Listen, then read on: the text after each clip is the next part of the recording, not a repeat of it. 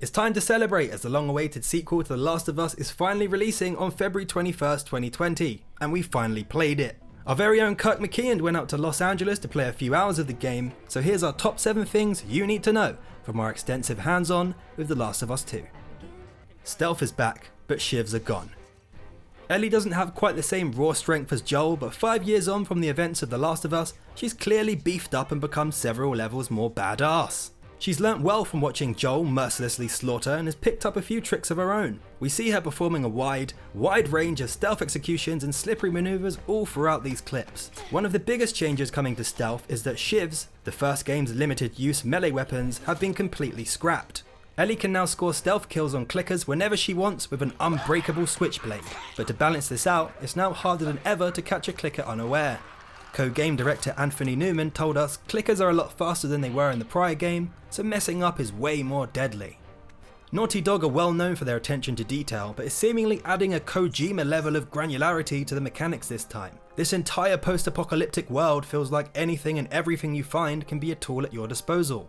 You can create distractions throwing bottles, close doors behind you to thwart dogs following your scent, hide in more realistic grass where enemies might still spot you when you're super close, and even listen in on more realistic conversations between individually named enemies. The stunning visuals really help to give weight in every moment, right down to the incredible detail in mundane moments like when Ellie grabs magazines, health and upgrade materials, or how you can watch on as Ellie literally shaves parts of her gun off and upgrades her weaponry right before your eyes. Every time an enemy spawns into the world, they're dynamically assigned a name. The AI will call out to one another with tactics and advice in the world, and when a body's discovered, one NPC might cry out in anguish, calling their deceased buddy's name. Anthony Newman described this addition saying, "Beyond just our great AI and voice acting and animations, that's one whole new level of dimension of humanity." So far we've seen a decent amount of footage and story hints dating back to the first few trailers that are clearly indicating someone important to Ellie has been killed, and now she's consumed with hate and rage. Joel and his younger brother still appear to be alive at this point, so who could it be? Our very own Kirk's sit-down interview with Anthony Newman was quite revealing, and when asked directly about whether Ellie's girlfriend Dina will die, he stated, "I can't divulge too much beyond what's in the trailer, but what I will say is that no one is safe in the world of The Last of Us." This non-denial doesn't clear anything up and leaves the speculation going, but from this brand new gameplay, we can see that we're spending a fair amount of time with Dina, exploring, doing some recon and gathering style missions. And now looking back at the release date reveal trailer where we see Ellie's been captured and is begging her captors to please stop before a gunshot is heard ringing out, this is probably the clearest indication of just who might have bitten the dust in this unforgiving depiction of the future. Ellie appears to have found shelter with a large survivor group who are living fairly comfortably in a settlement that has access to electricity, warm shelter, and secure perimeter. She's clearly forged good relationships other than with the main characters, and as more is learned about this community she's with now, it will be interesting to see if she's able to draw on these able-bodied allies at any point during the game. Jesse appears to have a close relationship to both Dina and Ellie, and although he's not featured much in the trailers, there may be more in store for him and the rest of the supporting cast. Another big lecture about my patrols. Don't go here, don't go there.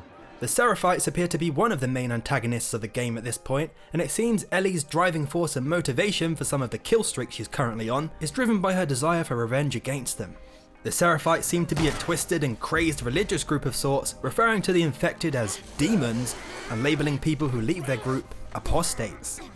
Ellie is seen here sneaking around two people dressed in combat style gear who are overheard talking about fighting against small and big groups. These are obviously an organised group, and they speak clearly about scouting perimeters, awaiting orders, and they don't appear to be crazed Seraphites. Whilst hunting Ellie, they also ask, "Do you think this guy is connected to the girl from the school?" Which could be another hint that something important has taken place with a female character that we supposedly know about. The Seraphites and these guys are sure to be only one of the few groups you may have to contend with on your revenge-fueled journey, and they all seem to be rather unfriendly in this world. Dog lovers, please avert your eyes. Developer Naughty Dog really appears to be living up to their name, as our canine counterparts seem to be more vicious and bitey than ever. In what could be interpreted as a hilarious omission, we're able to be ripped to shreds by, as well as smash the heads in, of the dogs inhabiting this world. But unable to pet or show affection to them. Does Naughty Dog ever truly do oversight? We remain doubtful, as a few clues and hints have been dropped here and there, including this one by Naughty Dog Vice President Neil Druckmann. Did someone order an NPC dog companion?